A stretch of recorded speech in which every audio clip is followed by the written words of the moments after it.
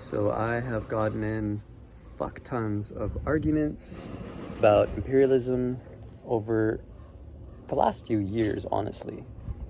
I think it'd be pretty good to do a quick little succinct video on imperialism because there's far too much misunderstanding.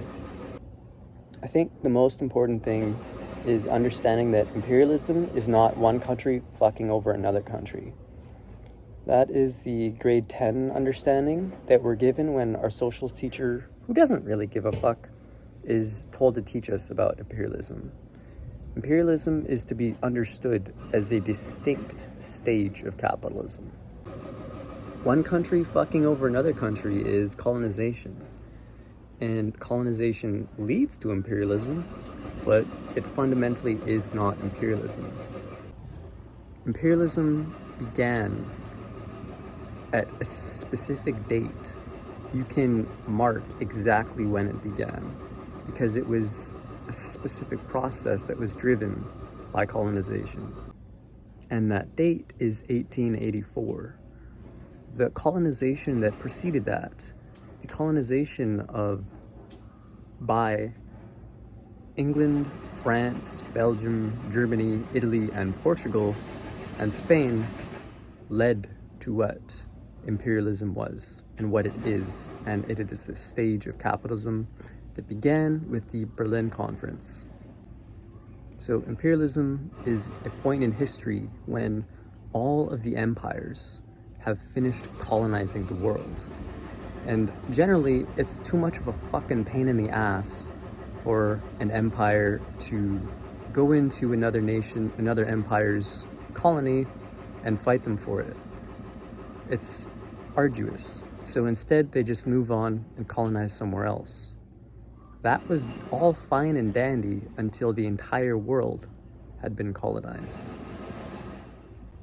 So in 1884, all the imperial powers got together and they said, okay, I'm stronger than you, so I get to have this much land. You're weaker than this guy, so you get to have this much land.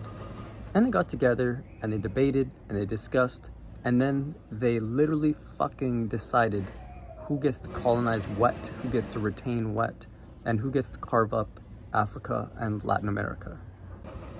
Having this understanding of imperialism is really critical in being able to properly examine the geopolitical conditions of the world, of hegemony, of history, of the way things have laid out, and of the way things are going to develop further.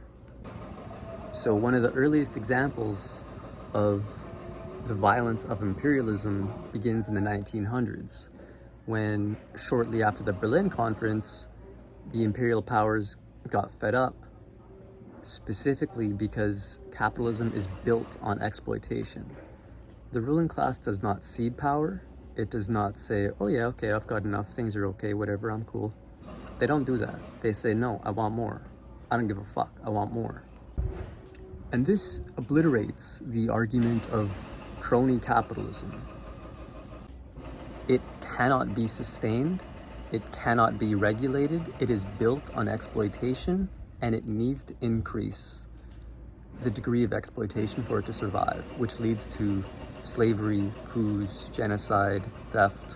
All of these different forms of exploitation are built into the capitalist system. So in the early 1900s, the US said, fuck you, Spain, we're taking your colonies. So they started beating the shit out of Spain, and they took the Philippines by force from Spain. And Spain was getting shit kicked, so it began selling off the rest of its colonies as it was getting its fucking ass kicked. Then begins World War I, which is a war of imperialism, where all the strongest powers said, we want more land, we want more colonies, and we're gonna fight to fucking take them. Now, the Tsarist Russia had a horrible fucking time with that, and they got fucking wrecked.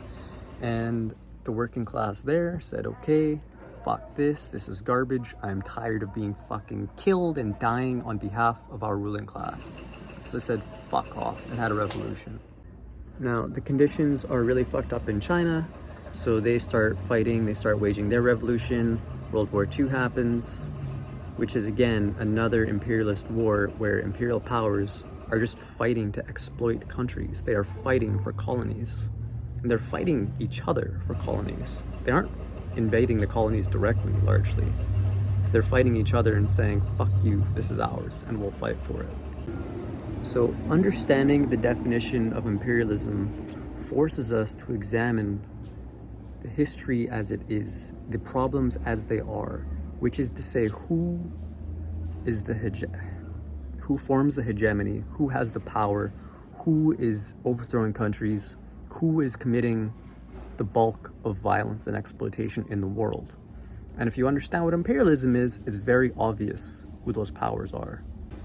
And if you don't know what imperialism is, then you're going to be manipulated into focusing on the enemies of NATO, the enemies of the imperialist bloc, which is anybody who rejects exploitation, anybody who fights revolution, anybody who says, we're going to take our resources and dedicate it to our people. Now, it would take too long to talk about all the countries who have, in different successes, fought imperialism and fought exploitation. That would take way too long to talk about. But it is important to add context to talk about the way people are manipulated. People continuously get manipulated by empire because empire puts in hundreds of millions of dollars into propaganda to make people focus on international imperialist narratives instead of their own material conditions around them and affecting them every day. So what some people do is they cherry pick and use a technicality and of Lenin's 5 points of identifying what imperialism is and how it functions.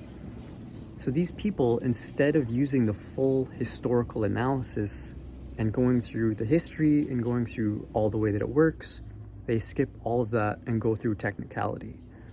And they say, oh, the 5th point is that a country exports capital. And China is absolutely doing that. But they aren't doing it to exploit as much as they can. They aren't doing it because they can't invest in their own people. Their export of capital is because exploited nations are saying, hey, we fucking really need money. Please give us money and we'll give you resources. We have lots of resources and we need money. So this is a beneficial exchange. We can do this together. And they do. There's lots of wicked, beautiful things going on. And it is completely diametrically opposed to the history of the development of imperialism, where England, France, Germany, Spain, Portugal, Belgium, and Italy have simply overthrown these countries, bombed them, slaughtered them, funded coups, and overthrown them. That is the history of the West's relationship to the world.